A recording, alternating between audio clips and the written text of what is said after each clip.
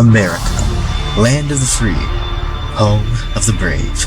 But what happens when that land decides to carry its freedom beyond its own borders, all the way to places like China?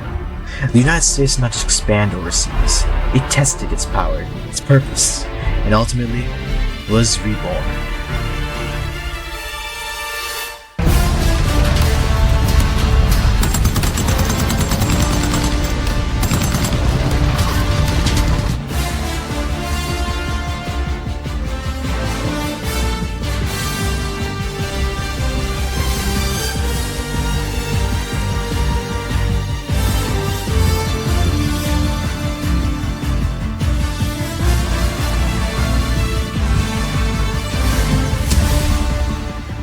Between the end of Reconstruction and the 1890s, the United States largely followed a tradition of isolationism, focusing inward on industry. But by the late 19th century, this mindset began to shift. Industrial growth and overseas market pushed the nation outward. With the frontier to Dunkirk closed in 1890, expansion had to happen elsewhere. Isolationism gave way to expansionism, driving by economic pressures and political identity, from a continental republic to an emerging world power. Public perception fueled the shift. Newspapers, especially through yellow journalism by figures like William Randolph Hearst, exaggerated Spanish actions in Cuba, stirring outrage and framing the US as a defender of freedom. The explosion of the USS Maine became a rallying point, blending humanitarian concern with growing national pride. Public opinion didn't just reflect events, it justified action and reinforced a sense of American superiority. Leaders like Theodore Roosevelt and William Howard Taft amplified this direction. Roosevelt's big stick policy asserted military readiness in Latin America, while Taft's dollar diplomacy projected economic influence abroad, particularly our main focus, China, through mainly the open door policy. By centralizing power in the presidency, foreign policy became a defining feature of leadership and a tool for shaping America's global role. The US's power surge after 1898 was dramatic. Victory in the Spanish-American War brought overseas territories and a sudden embrace of empire. Despite domestic debate over annexing the Philippines, naval expansion, economic growth, and increased influence in Asia marked a turning point, creating a more assertive, global-aware national identity. American imperialism relied on various methods. In China, the open door policy promoted trade without necessarily needing territorial conquest, while other places, while not too touched in this video, Latin America had interventions involving direct military or political pressure.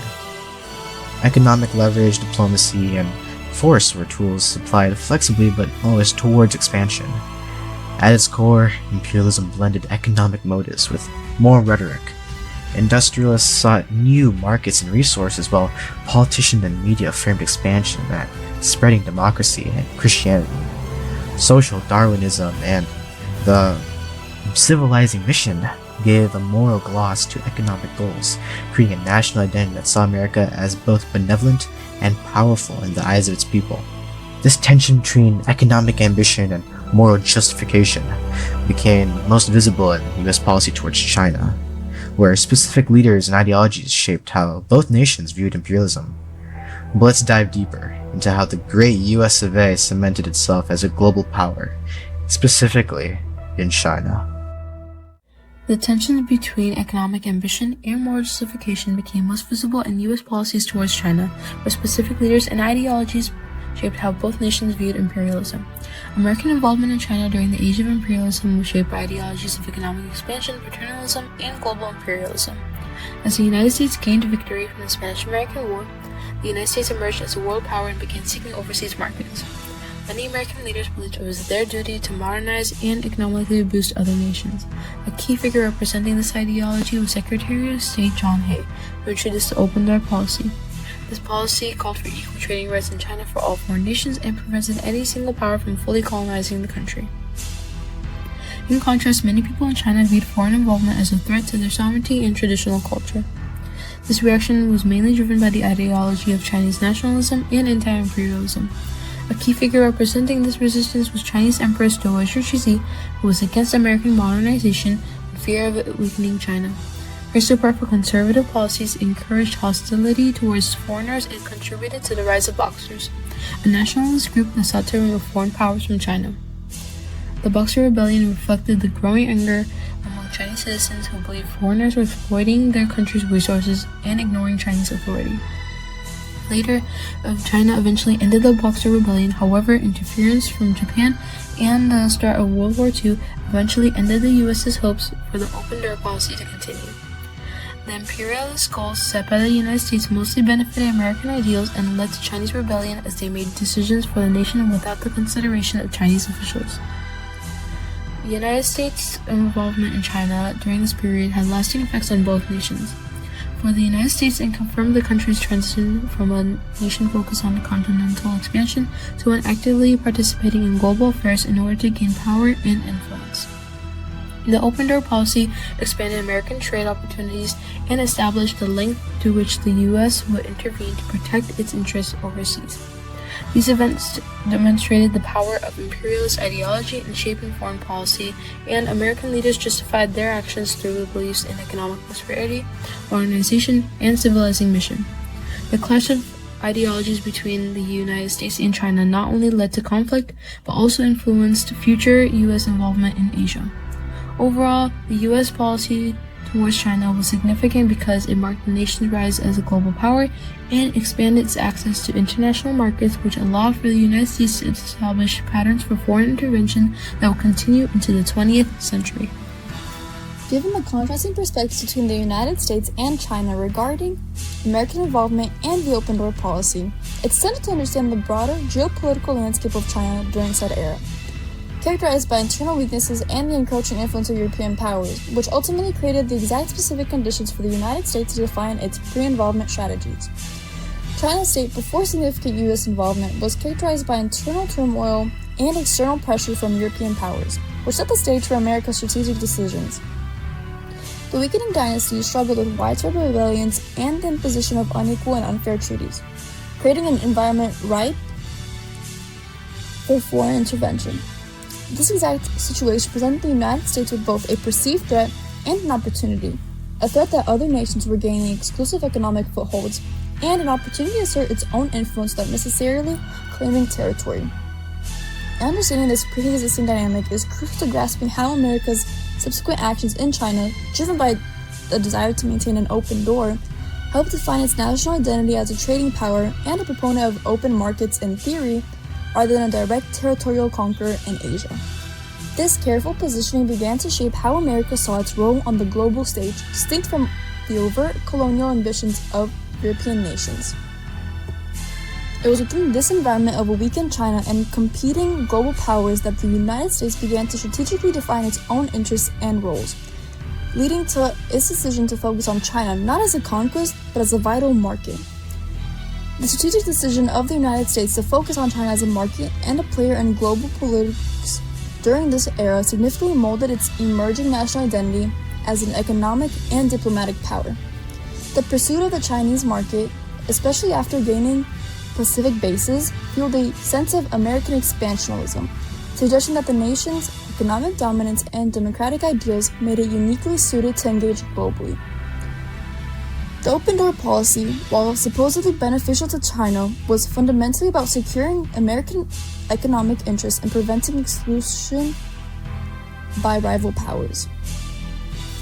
This engagement forced the United States to articulate its foreign policy goals in terms of trade access and international stability, rather than territorial acquisition, thereby shaping its national image as a nation that promoted commerce and diplomacy.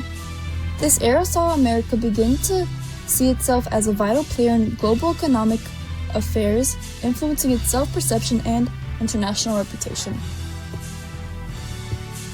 This distinct approach to engagement, prioritizing economic opportunity and diplomatic maneuvering over territorial control, then allowed the United States to cast its involvement in China as an informal empire, a strategy that further cemented its evolving global identity.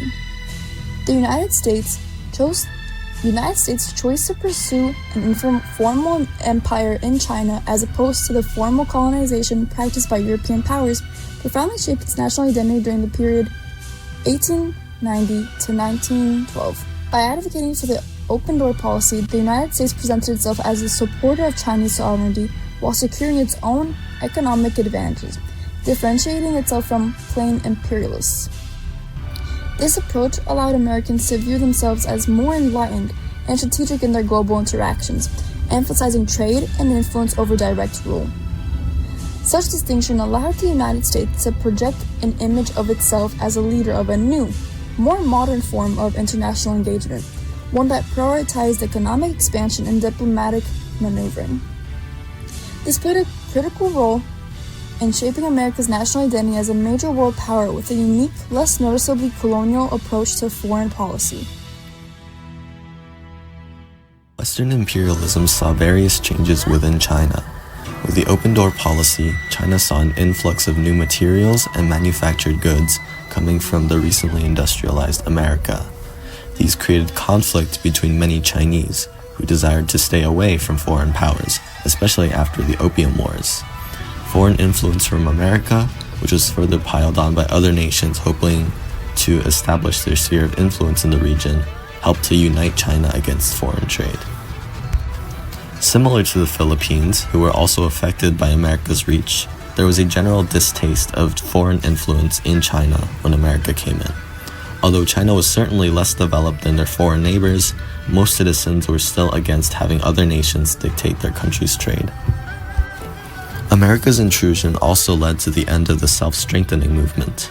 This was a movement that took place in Eastern Asia in response to Western intervention, mainly from America forcefully opening ports, as well as the Opium Wars in China against the British. The Qing dynasty hoped to modernize and industrialize their military in order to mitigate further European intervention. This would have both fended off the Western empires as well as reinforced China's military prowess. However, numerous assassinations destabilized the empire, which hindered progress. As America joined the share of China's ports and markets, the divide between the unstable empire and the growing nationalism stifled the movement, which ended with the fall of the Qing dynasty and the rise of China as a republic. As imperialism rose on the coasts, there was another force that was gaining traction near China's borders. During World War I, Russia had backed out due to the severe social inequality, leading to much of the lower class to rebel against the elite. These workers were backed up by socialist and communist beliefs, which had grown due to the works of Karl Marx and the Communist Manifesto, as well as a global income gap occurring as a result of rapid industrialization. With this came the new socialist nation, the Soviet Union, which also hoped to expand their influence in China. China was the ideal target to incorporate into the Soviet network due to the aggressive measures America took to open Chinese markets, and with the desire to repel Western influence, the growing resentment in the lower classes paved the way for the Chinese Communist Party, or the CCP, to be formed. Overall, America's influence in China's political scene was major for pushing it away from Western markets, establishing strong ties to Russia, and creating a permanent communist government. It is because of this that despite the attempts to modernize China like America did with the Philippines, the shift away from foreign trade and commerce ended up delaying China's development and integration into the modern world. When the CCP took full control of the country after the Chinese Civil War, leadership fell under political reformer Mao Zedong, who failed to bring China to the same industrial heights as the West. It wouldn't be until decades after America's entrance that China would shift back towards a more market-based economy after Mao's death, which finally restored economic wealth. Despite America's intentions to establish new markets in China, it was ultimately unsuccessful, only serving to deter foreign relations and create new rivalries. For much of the 19th century, the United States built its national identity around isolationism and a rejection of European-style empires. Leaders like George Washington warned against foreign entanglements, and Americans believed the nation's strength came from focusing inward. During this period, the United States prioritized westward expansion, industrial growth, and national unity after the Civil War, reinforcing the idea that America was a republic devoted to self-government rather than overseas influence. Between roughly 1890 and 1912, however, imperialism fundamentally altered this identity. Industrial overproduction and the search for new markets pushed the United States toward a more active global role. The Spanish-American War marked a turning point as victory in the acquisition of overseas territories increased national confidence and convinced many Americans that their country had both the power and responsibility to act abroad. Policies like the open door policy reflected this shift. Instead of formally colonizing China, the United States demanded equal access to Chinese markets, asserting its right to shape global economic system. This new role exposed a contradiction in American identity. While the United States continued to criticize European imperial powers, it participated in China's system of spheres of influence through economic pressure, diplomacy, and occasional military intervention, such as during the Boxer Rebellion. American influence functioned as an informal empire, claiming to respect sovereignty while undermining it whenever stability or access to markets was threatened. This placed the United States alongside European powers as a competitor rather than an observer. At home, imperialism sparked intense debate and reflection. Anti-imperialists argued that involvement in places like China violated core American ideals of freedom, consent of the governed, and self-rule, while imperialists claimed overseas influence was necessary for prosperity, security, and prestige. Ultimately, imperialism shaped America's national identity by transforming the United States into a global power and forcing Americans to confront whether this nation could promote democracy in theory while practicing intervention and control elsewhere.